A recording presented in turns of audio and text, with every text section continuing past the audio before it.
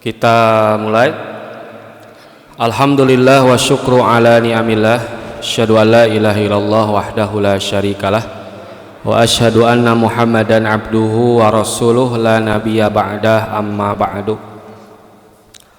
Segala puji bagi Allah Subhanahu wa taala yang telah memberikan kita berbagai macam kenikmatan, termasuk di dalamnya kenikmatan sehat dan kenikmatan sempat, yang mana kita sering melupakannya. Kita bersyukur kepada Allah masih diberikan kesempatan dan keluasan waktu untuk hadir di majelis ini. Insya Allah semuanya dalam keadaan sehat walafiat, dan semoga ikhtiar kita dalam mencari ilmu dicatat oleh Allah sebagai amalan solihah. Insya Allah pada hari ini kita melanjutkan kembali pembahasan berkenaan syarah Riyadhus Shalihin, masih di bab sabar, memasuki hadis ke-41 hingga 43 dari kitab Riyadhus Shalihin.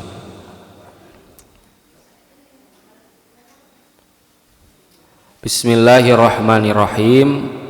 Wa an Abi Abdillah, dari sahabat Abu Abdullah, yaitu Khobab bin al-Arrati, dari Khobab bin al-Arrat radhiyallahu anhu, semoga Allah meridhoi kepadanya.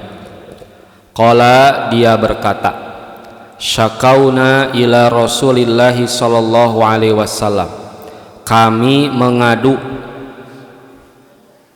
kepada Rasulullah SAW perihal siksaan orang-orang musyrik. Berarti ini terjadi di Makkah, ya, di Mekah atau di periode Mekah. Wahwa, dan keadaan beliau ketika itu mutawassidun burdatan lahu, sedang tidur berbantalkan kain selimutnya, fi dzillil Ka'bati, di bawah naungan Ka'bah. Limun urang mah gogoleran pangintennya. Jadi Rasul sedang tidur dengan berbantalkan kain selimut beliau. Pakulna, kami bertanya, ala tastansiru lana, ala tad'u lana, ya Rasulullah, mengapa engkau tidak mendoakan kemenangan untuk kami? Mengapa engkau tidak berdoa memohon kepada Allah untuk kami? Berarti ketika itu para sahabat sedang dalam kondisi yang mencekam, ketika keluarga, harta, bahkan jiwa diganggu oleh orang-orang kafir Quraisy. Faqala, mendengar keluhan, aduan sahabat tersebut, Nabi menjawab, qad kana man qablakum, ada seorang lelaki sebelum kalian, yu'khadur rajulu, yang mana ia ditangkap, diambil, ditangkap, fayuhfaru lahu fil ard, kemudian ia digalikan sebuah tanah, fayuj'alu fiha, lalu seseorang itu dibenam, dikubur hidup-hidup. Summa yu'ta bil minsyar, kemudian diambil sebuah gergaji, fayudau ala ra'sihi, gergaji tersebut diletakkan di atas kepalanya, fayuj'alu nisfain, lalu dibelah kepala itu menjadi dua bagian. Jadi ada sahabat mengadu kepada Nabi berkenaan gangguan dan siksaan kaum kafir Quraisy. Mendengar aduan tersebut, Nabi menyampaikan satu kisah sebelum umat Nabi Muhammad. yaitu ada seseorang yang ditangkap kemudian dikubur hidup-hidup dan hanya menyisakan bagian kepala, lalu dibawakan gergaji, dan gergaji itu digunakan untuk membelah kepala tersebut sampai terbelah menjadi dua. Wa yumshatu bi amshatil hadidi, dan kadang atau ada orang yang disisir dengan besi, maduna lahmihi wa admihi, sampai terkelupas daging dan tulangnya, terpisah antara daging dan tulang. Siksaan yang tadi diceritakan oleh Nabi, orang dikubur hidup-hidup, dibelah kepalanya sampai menjadi dua bagian, kemudian ada orang yang disisir dengan besi sampai terpisah antara daging dan tulang. Ma yasudduhu dzalika an dinihi, namun hal tersebut tidak menjadikan dirinya berpaling, berpindah dari agamanya. Wallahi, demi Allah, la yutimannallahu hadzal amr, pasti Allah akan menyempurnakan urusan atau dakwah agama ini, hatta yasira raqib min San'a ila Hadramaut, hingga ada seorang yang mengendarai kendaraan dapat menempuh perjalanan dari San'a Yaman menuju Hadramaut Mekah, la yakhafu ilallah, tidak merasa takut kecuali kepada Allah, waziba ala ghanamihi, atau tidak merasa takut jika serigala menerkam kambingnya. Walakinnakum tasta'jilun, tetapi kalian terburu-buru. Muttafaqun rawahul Bukhari, hadis riwayat Imam Al-Bukhari. Dalam riwayat Al-Bukhari yang lain dikisahkan atau diriwayatkan, wahwa mutawassidun burdatan, Rasulullah SAW saat itu sedang tidur berbandalkan kain selimutnya. Wa qad laqiyana minal musyrikina siddah, sedangkan kami sedang berdepan atau berhadapan dengan kesukaran dari orang-orang musyrik.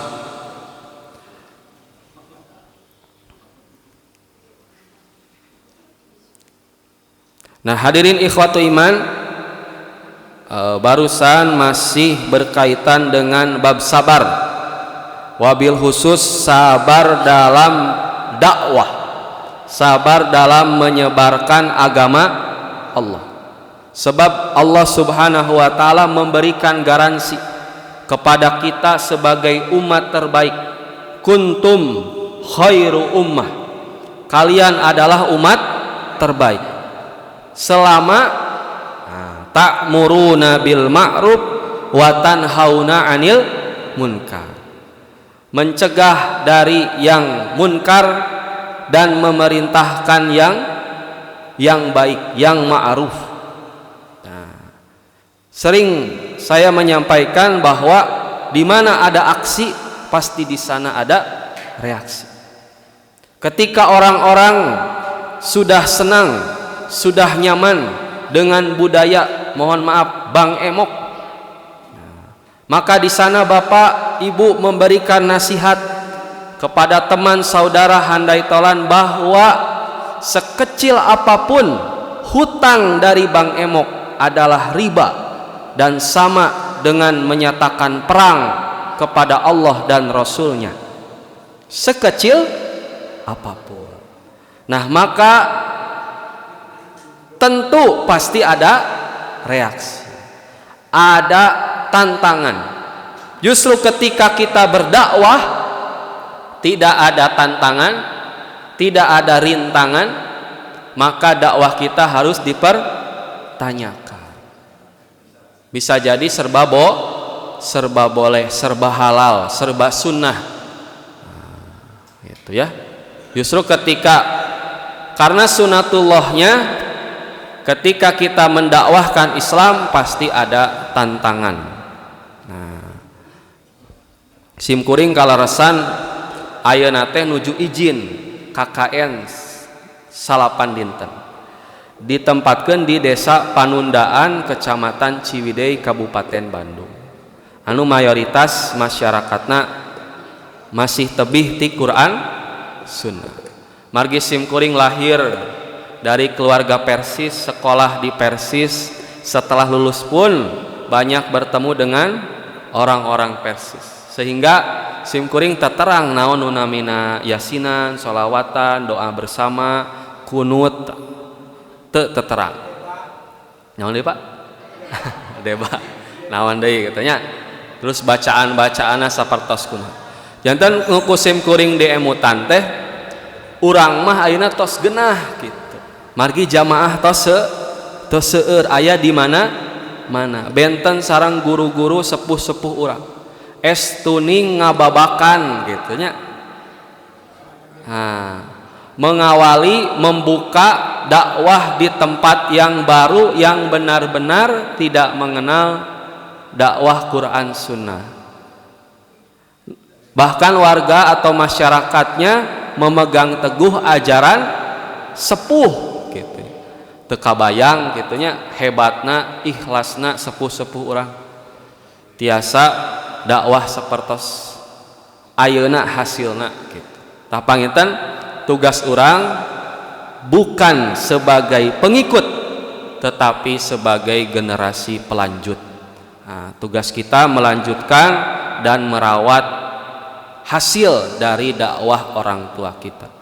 Ulah dugika sepuh urang mah nu asalna teu aya jadi aya. Ulah dugika nu asalna aya jadi jadi beak gitu nya. Nah, nauzubillah min. Magi urang lajeng kana hadis 41. Nah, hadis anu nembe katampit ti sahabat Abu Abdullah nyaeta Al-Khobab bin Al-Arad radhiyallahu anhu. Nu mana anjeunna menceritakan gangguan atau siksaan yang dialami oleh kaum muslimin dari orang-orang kafir Quraisy di Mekah. Maka mereka datang mengadu kepada Nabi, dan kebetulan Nabi ketika itu sedang tidur berbantalkan kain selimut di bawah naungan Ka'bah. Setelah mendengar aduan, mendengar curhatan para sahabat, maka Nabi SAW menjelaskan bahwa orang-orang sebelum kalian, mereka diuji dengan ujian yang lebih dahsyat dari ujian yang saat ini mereka hadapi. Orang-orang sebelum mereka diuji dengan digalikan tanah untuknya, kemudian dilemparkan, kemudian dikubur, disisakan kepalanya, kemudian digergaji sampai kepalanya terbelah dua. Ada pula orang yang disiksa dengan sisir, tapi sisir itu terbuat dari besi, sampai ketika disisirkan bukan hanya kulit tapi daging yang berpisah dengan tulang. Nah, gitunya. Nah, setelah itu Rasulullah SAW bersumpah bahwa Allah akan menyempurnakan urusan dakwah Islam yang diemban oleh beliau hingga seseorang dapat berjalan dari Son'a Yaman menuju Hadramaut di Saudi Arabia dengan tidak merasa takut kecuali kepada Allah. Juga tidak merasa takut jika serigala menerkam kambingnya. Nah, maksudnya sudah aman karena orang-orang beriman.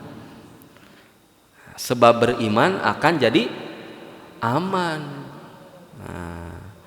Nah, maksud hadis ini adalah bersabarlah kalian, nantikanlah jalan keluar dari Allah. Karena Allah pasti akan menyempurnakan urusan dakwah ini.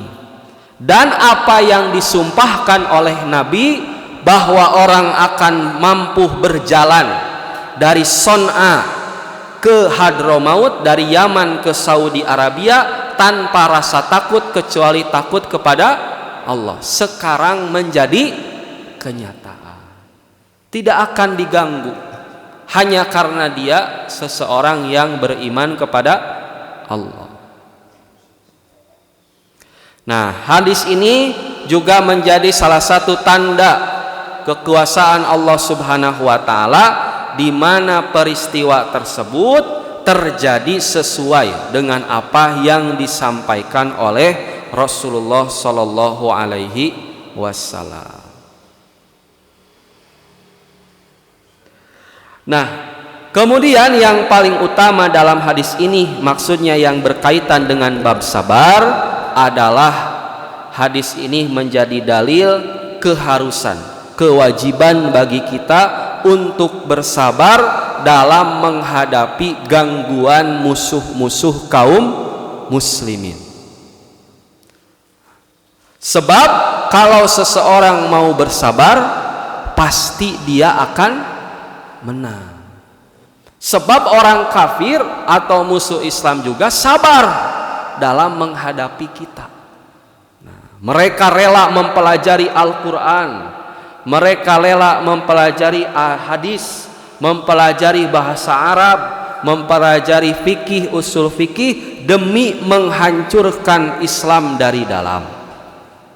Mereka merelakan perempuan-perempuan mereka dinikahi oleh pria-pria muslim, agar setelah memiliki anak mereka dipaksa untuk murtad. Mereka rela bersabar-sabar mengeluarkan harta demi memurtadkan kaum muslimin. Nah, makanya kita juga harus lebih sabar. Nah, maka yang diwajibkan oleh kita orang beriman adalah dengan menyikapi setiap gangguan yang dilancarkan oleh musuh-musuh Islam dengan bersabar, serta mengharapkan pahala dan menanti jalan keluar dari Allah. Sebab tidak serta-merta ketika kita mendakwahkan Islam, mendakwahkan Quran Sunnah, urusan itu berlalu dengan cepat dan mudah. Pasti ada tantangan. Dan bisa jadi Allah menguji orang yang beriman dengan gangguan dari orang kafir, bahkan dengan cara dibunuh, sebagaimana halnya para nabi dahulu, mereka pun dibunuh. Sebagaimana kita tahu bahwa orang-orang Yahudi dari kalangan Bani Israel pernah membunuh para nabi. Padahal kita tahu bahwa para nabi dan rasul ini lebih mulia daripada da'i, lebih mulia daripada seluruh kaum muslimin. Maka bila para nabi diuji dengan, kalau pertemuan sebelumnya dipukul sampai berdarah gitu ya, kemudian ada yang dibunuh, itu nabi gitu. Apalagi kita sebagai muslimin, sebagai dai, maka alangkah baiknya, wajibnya bagi kita untuk bersabar sambil menanti jalan keluar dari Allah Subhanahu wa taala. Jangan pernah merasa bosan, jangan pernah merasa rendah hati.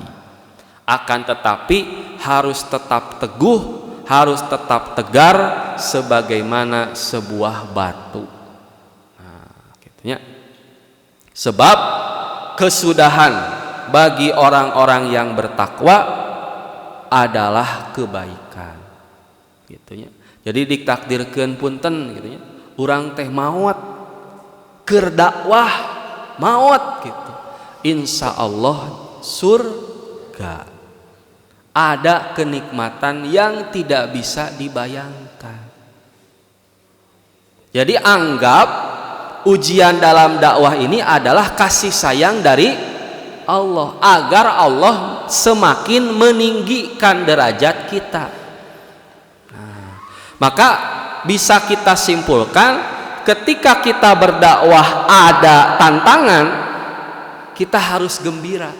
Allah sedang meninggikan derajat kita.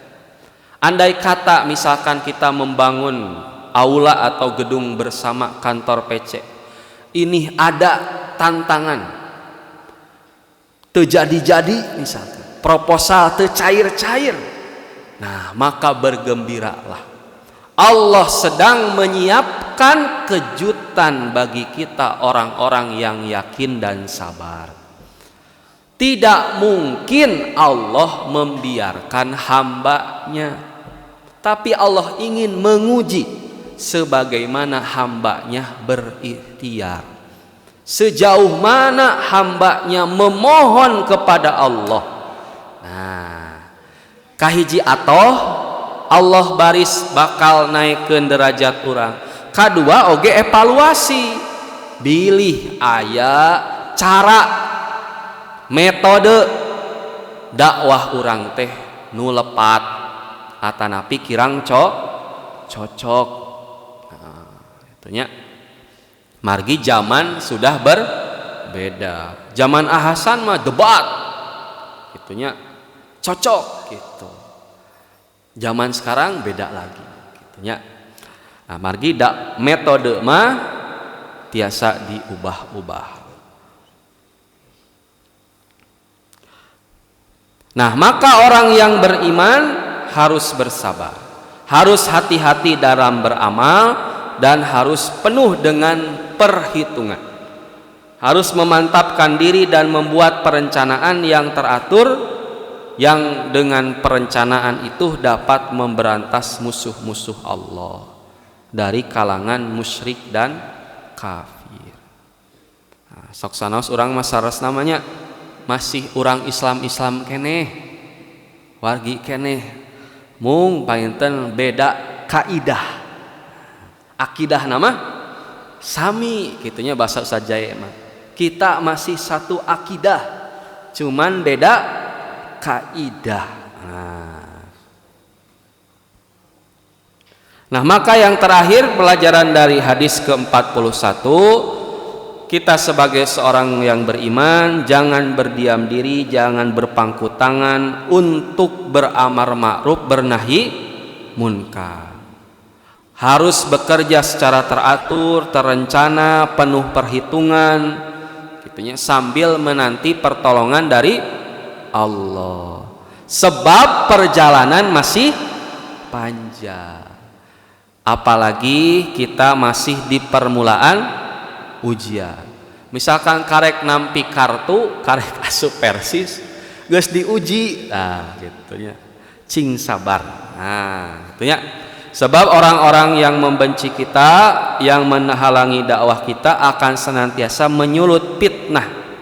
Nah, itu ya. Sampai apa yang mereka inginkan terwujud. Maka wa makaru wa makarullah wallahu khairul makirin. Mereka adalah musuh yang membuat tipu daya, dan Allah menggagalkan tipu daya tersebut. Dan Allah adalah sebaik-baik pembalas tipu daya. Lajeng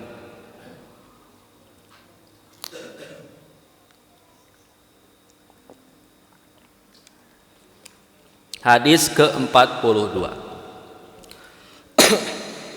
Wa an ibni Mas'udin, dari sahabat Ibnu Mas'ud radhiyallahu anhu, semoga Allah meridhoi kepadanya, qala, ia berkata, lamma kana yaumu Hunainin, pada saat perang Hunain, athara Rasulullah sallallahu alaihi wasallam nasan fil qismah. Rasulullah SAW melebihkan sebagian orang dalam pembagian ghanimah. Nah, ghanimah itu harta rampasan, ada ghanimah, ada pai. Kalau Pak Ima harta rampasan perang tapi tidak sampai terjadi kontak fisik. Fa'aqtal al-Aqra' abna Habisin, di antaranya Rasulullah memberikan kepada seorang sahabat bernama Aqra' bin Habis mi'atan minal ibil, 100 ekor unta. Kabayangnya sakumaha gonimahna, saurang 100 onta. Onta sabarahanya? Cik, urang cek 20 juta.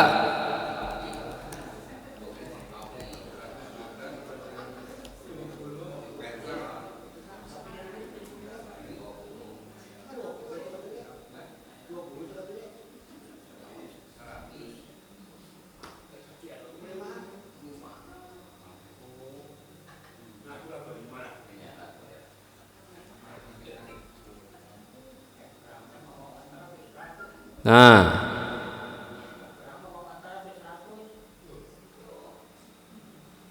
harga seekor unta di Indonesia, di Indonesianya bisa berkisar antara 20 sampai 25 juta. Tidak jauh berbeda dengan harga seekor sapi.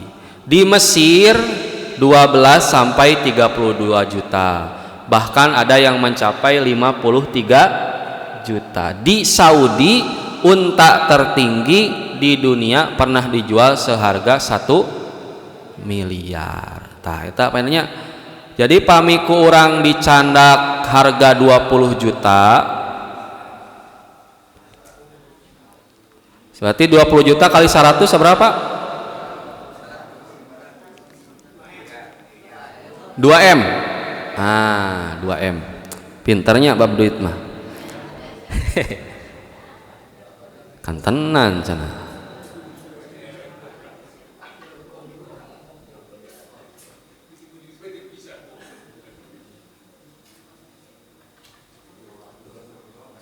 Nah, jadi Al-Aqra bin Habis diberikan mi'atan minal ibil, 100 unta, 2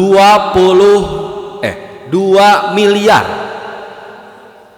Wa'ata Uyainah tabana Hisnin misla dzalik. Teras Uyainah bin Hisn sami 100 onta. Wa'ata nasan minal asyrafil Arab, dan juga memberikan kepada beberapa orang pembesar Arab. Wa asarohum yauma idin fil kismah, sehingga hari itu baginda nampak lebih mengutamakan mereka dalam pembagian ini. 2 miliar.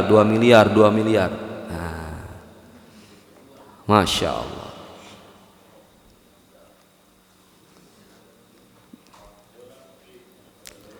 Faqala rajulun, lalu salah seorang berkata, sahabat berarti ya, wallahi, demi Allah, inna hadhihi kismatun ma'udila fiha, demi Allah pembagian ini sungguh tidak adil, wa ma uridu fiha wajhullah, dan tidak ikhlas karena Allah. Nabi ngabagikeun tiap orang 100 unta dan mendahulukan para pembesar Arab. Ada sahabat yang mengatakan Rasul tidak adil dan Rasul tidak ikhlas. Fakultu, maka kata sahabat siapa, Abdullah bin Mas'ud, wallahi, demi Allah, la ukhbiranna Rasulullah SAW, aku akan ceritakan ucapanmu kepada Rasulullah. Gitunya. Fa'ataituhu fa'akhbartuhu bima qala. Setelah itu aku datang menghadap Rasulullah SAW seraya memberitahukan apa yang dikatakan oleh orang tersebut. Fataghayyara wajhuhu hatta kana kasirpi. Seketika itunya wajah beliau roman muka beliau berubah merah padam seperti orang yang menahan marah. Jadi Rasul ge amaknya dajalmi. Summa qala, kemudian Rasulullah SAW menanggapi laporan dari Abdullah bin Mas'ud tersebut, beliau menyatakan, faman ya'dilu idza lam ya'dilillahu wa rasuluh, saha nu leuwih adil lamun Allah sareng Rasul nage teu dianggap adil gitu. Siapa yang lebih adil? Kalau ada orang yang menuduh Allah dan Rasulnya saja tidak adil.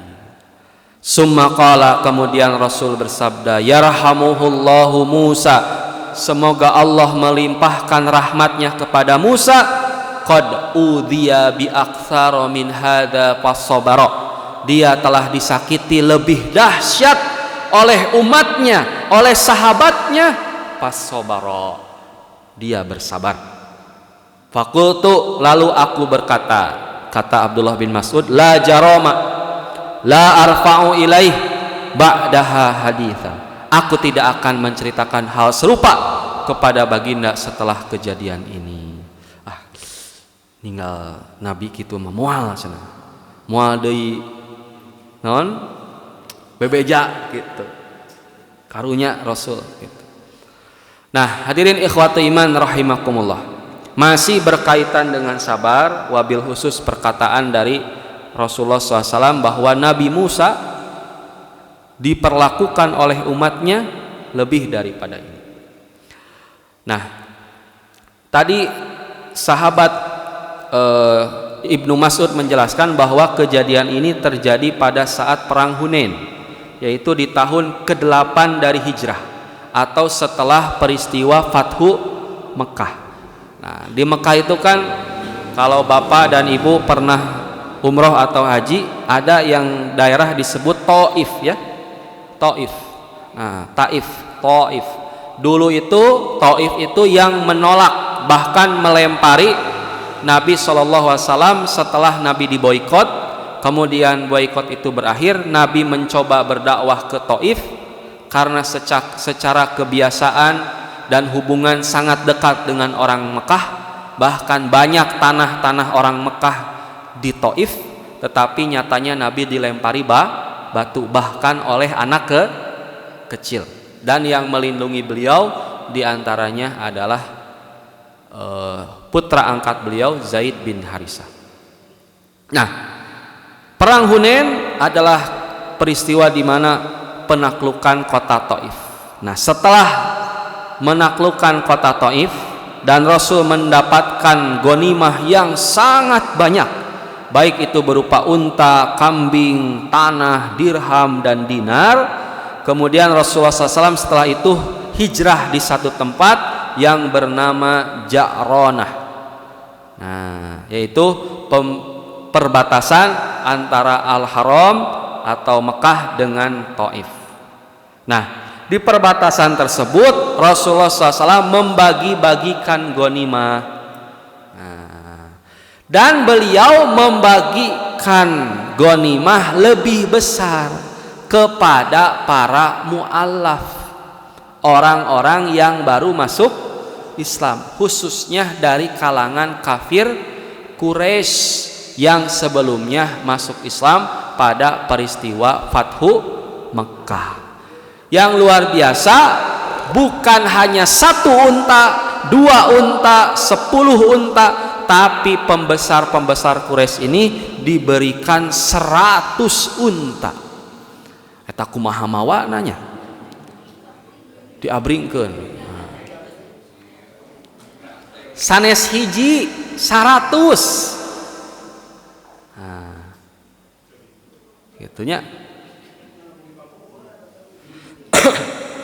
Nah, ketika para sahabat lain yang menemani dakwah Nabi dari Mekah, yang menyambut dakwah Nabi di Madinah, yang mereka rela menyerahkan hartanya, menyerahkan jiwanya demi Nabi di Madinah, melihat orang yang baru masuk Islam diberi 100 unta. Kan urang teh tiba heula ngiru perang Badar, ngiru perang Uhud, perang Hondak, perang Khoibar gitunya. Yeuh tapakna oge urangnya. Gitu ya. Maka orang tersebut mengatakan, wallahi demi Allah, pembagian ini tidak adil dan tidak ikhlas karena Allah. Nah, pupujieun eta kasa ka Nabi. Nauzubillah min dzalik. Orang tersebut mengomentari pembagian yang dilakukan oleh Rasulullah SAW. Cinta dunia dan juga setan telah menjerumuskan seseorang ke dalam kebinasaan. Sebab perkataan tersebut adalah perkataan kufur, menuduh Allah dan Rasulnya tidak adil, dan menuduh Rasulullah SAW tidak ikhlas. Padahal kita tahu bahwa Nabi SAW melakukan hal tersebut semata-mata karena Allah. Apa tujuannya? Nabi ingin melunakkan hati para pembesar tersebut dengan tujuan memperkuat Islam. Sebab apabila para pembesar itu sudah senang dengan Islam dan iman mereka menjadi kuat, maka kemaslahatannya akan semakin besar. Keislaman mereka akan diikuti oleh kabilah-kabilah yang lain, sehingga Islam semakin kuat. Nah, gitunya. Nah, mendengar pernyataan sahabat tadi yang menuduh Rasul tidak ikhlas, menuduh Rasul tidak adil, diberitahukan kepada Rasul, diceritakan. Tiba-tiba mendengar pernyataan tersebut, roman wajah Rasul berubah menjadi merah padam. Tetapi Rasulullah pun mengatakan, siapa yang lebih adil bila ada yang menuduh Allah dan Rasulnya tidak adil? Siapa lagi? Gitunya. Tetapi Rasulullah SAW menegaskan, semoga Allah melimpahkan rahmatnya kepada Musa, sebab dia telah disakiti lebih dahsyat daripada ini. Nah, gitu ya. Pan umat Nabi Musa sama Bani Israel diajak perang naon? Jawabannya, jugue gitu, perang jeung Tuhan maneh, urang mah di dieu. Diajakan asup ke Palestina, mumul. Dibere mana jeung salwa hayang bawang gitunya. Teka harti ditinggalkeun 40 hari kadon nyieun patung sapi. Geus lieur dicarek poe Sabtu ulah nguseup kadon nguseup atuh jadi monyetnya, terus ngabunuh papada jalma. Selieur Bani Israil teh. Tapi Nabi Musa sabar gitu. Nah, maka inti dari hadis ini adalah kalimat yang terakhir, yaitu bahwa para nabi itu disakiti namun mereka tetap bersabar. Nah, Nabi menyatakan seperti itu setelah 8 tahun hijrah, bukan pada permulaan dakwah, yaitu setelah Allah meneguhkan iman beliau. Nah, dan setelah orang tersebut mengatakan dan mengetahui kebenaran Nabi Shallallahu Alaihi Wasallam. Jadi Nabi teh lain teu adil teh pas kalau klaim dia itu mengatakan Rasul tidak adil, kan Rasul teh sudah 8 tahun hijrah. Sudah 8 tahun. Kalau tidak salah yang menuduh itu orang Ansor. Jadi sudah 8 tahun mereka hidup dengan Nabi. Bujeng-bujeng teu adil. kan Nabi mah aya nganggo raksukan, aya nu menta dipasihkeun. Bahkan sering Rasulullah SAW itu setelah sholat subuh, kebiasaan Nabi itu mengunjungi istri-istri beliau karena rumahnya dekat. Benten sarang urangnya rumahna jarauh nu gaduh eta ge teu aya mah. Nah, Nabi bertanya, hal indakum syai ka saha ka Aisyah teh aya naon? Teu aya cenah matak saum. Hiji waktos Nabi sahur ba'da subuh naros mengunjungi deui. Ternyata Aisyah teh tos sanes masak, tos nyumputkeun tuangeun, nyesakeun. Nyaeta aya nu namina hais. Nah, hais teh makanan yang terbuat dari madu, gandum dan keju. Nah, dicampur gitu ya. Karesep Nabi nuju saum, ya Rasulullah ieu aya pamasihan cenah hais. Oh, pami kitu mah buka weh gitu. Maksudna Rasul mah teu neko-neko bab dahar, bab tuang teh. Aya tuang, teu aya saum. Jadi kan sekurang mah sok kieu nya. Hayu urang makan di luar. Nah, bahkan terkadang makanan yang enak teh jadi teu enak kusabab loba teuing jenisna jeung loba teuing cara daharna. Nah, ya, padahal urang mah simple. Termasuk bapak-bapak, jangan sampai mengecewakan istri. Pulang kerja sudah dimasakin, makan di luar, teu mawa deui teu mungkus. Padahal si ibu teh tos di pasar. Komo pami istri baru mah ningali tutorial na YouTube. Tatanya kata tangga karerencangan, ieu kumaha masak ieu teh. Pas tos jadi teu diemam, teu direret. Nah, karunya nya. Maka bara bapak cing sabar. Nah, lajengnya. Nah, jadi kan sudah bersama Nabi 8 tahun. Tapi kenapa menuduh Nabi tidak adil, kan tidak rasional gitunya. Nah, hal ini akan terjadi pula pada kita. Jadi sok tong boro urang gitu dituduh teu adil, dituduh teu amanah. Gitunya. Nabi saja gitunya, manusia terbaik sepanjang zaman yang dosanya diampuni yang lalu dan yang akan datang, dituduh tidak adil. Nah, gitunya, apalagi kita. Nah, misalkan jangan heran kalau ada seseorang yang mencemooh ulama, yang menghina ulama. Misalkan ulama ini begini, ulama ini begitu, menyebarkan aibnya. Nah, ya. Maka jika ulama telah diolok-olok, telah direndahkan, maka tentu perkataan para ulama ini akan diabaikan, sehingga tidak ada lagi orang yang dapat membimbing masyarakat untuk memahami kitab Allah.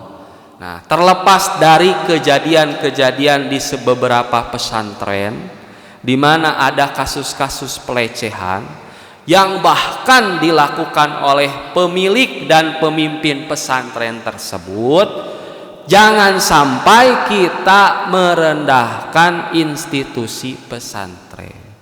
Jangan sampai kita merendahkan sosok ulama. Nah, gitu ya.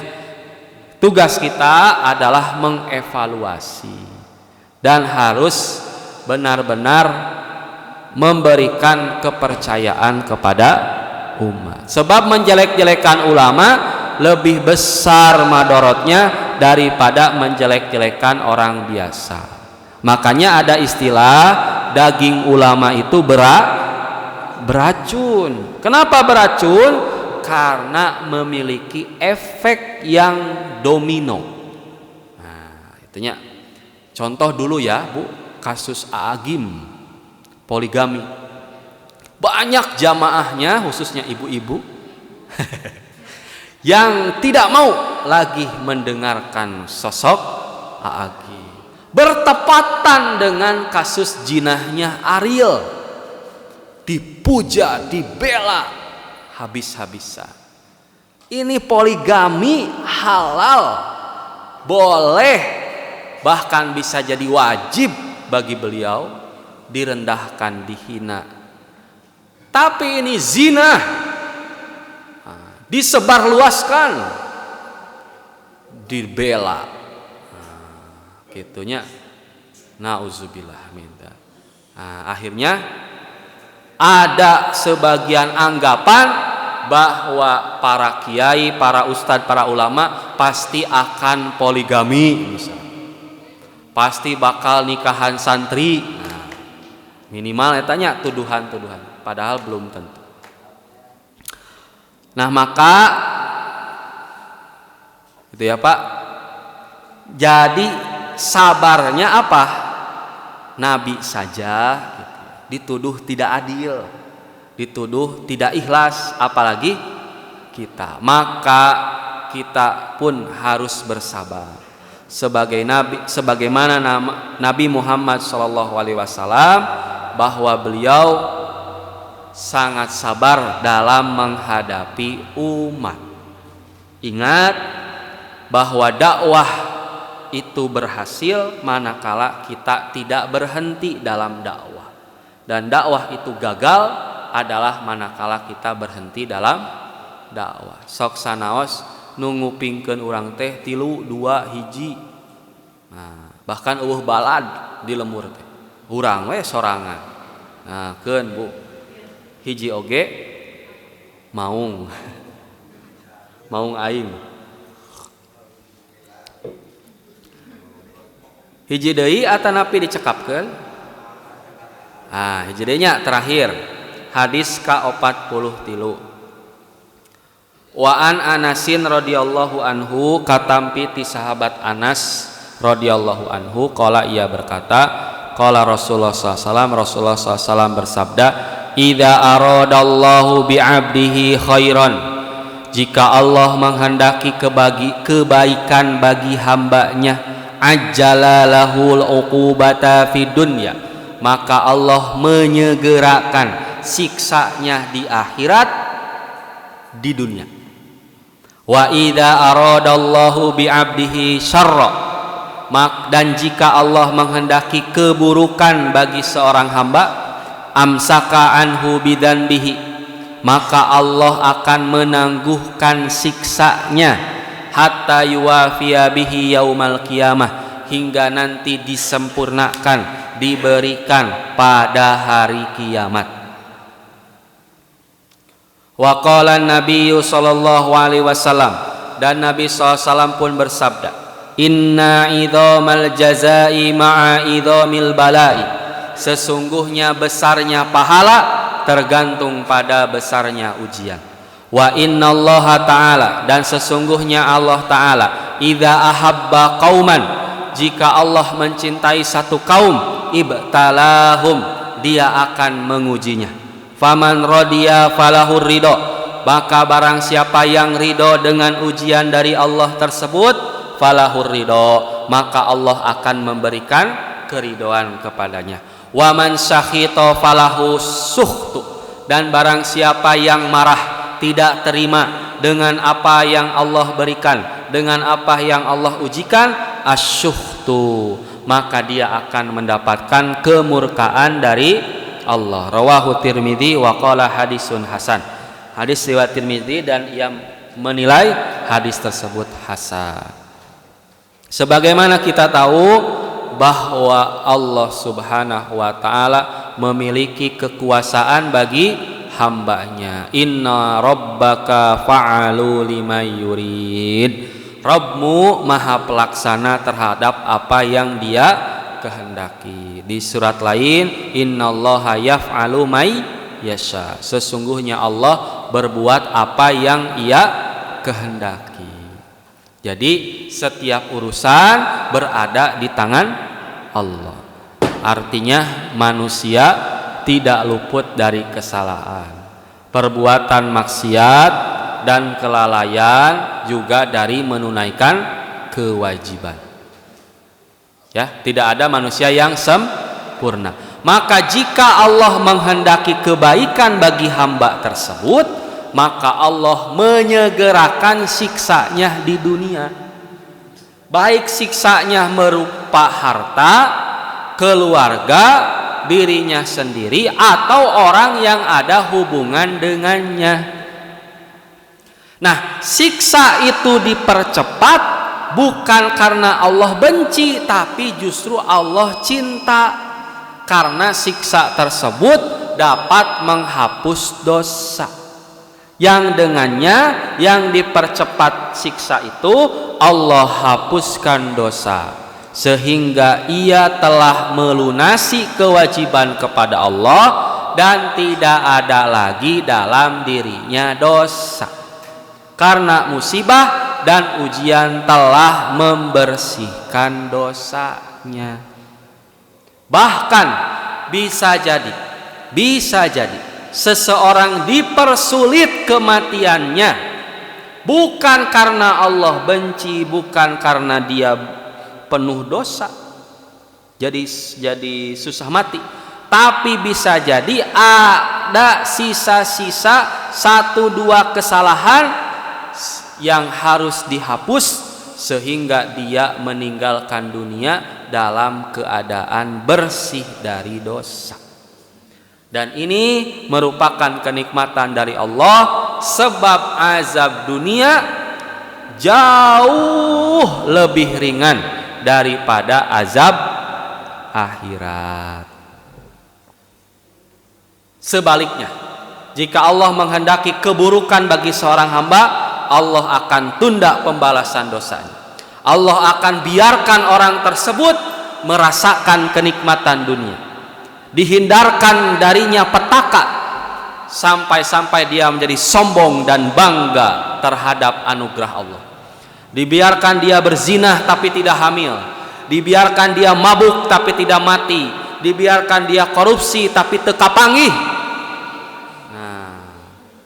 dibiarkan dia minum obat, makan obat terlarang, makan kucubung tapi tepaeh gitu ya. Padahal banyak pasangan yang menikah puluhan tahun tidak memiliki anak. Nah, gitu ya. Dan tatkala orang tersebut berhadapan dengan Rabb-nya, dia dalam keadaan penuh dosa dan akhirnya diazab di akhirat. Maka semoga Allah Subhanahu wa taala memberikan keselamatan kepada kita. Terakhir Rasulullah bersabda pula, sesungguhnya besarnya pahala tergantung pada besarnya ujian. Semakin besar ujian seseorang, semakin besar pahala yang didapatkannya. Ujian yang kecil pahalanya juga kecil, ujian yang besar pahalanya besar, gitu ya.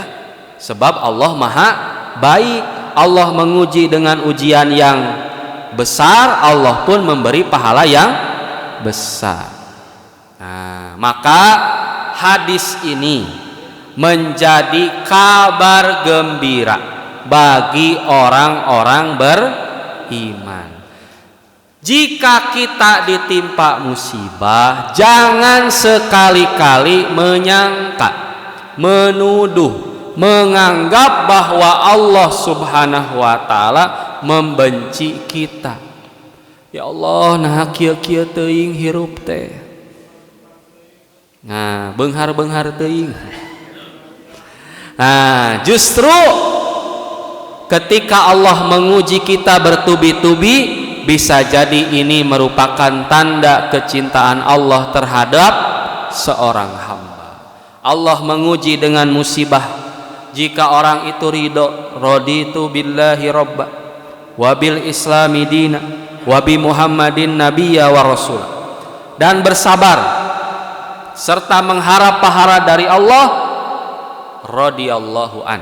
Allah akan memberikan ridho kepadanya. Tapi sebaliknya Pak, ketika kita menuduh Allah, marah ketika kita menerima sesuatu yang tidak diinginkan, maka Allah pun akan murka kepada kita semua. Maka kita harus bersabar dan berhusnuzon terhadap setiap musibah yang Allah berikan kepada kita.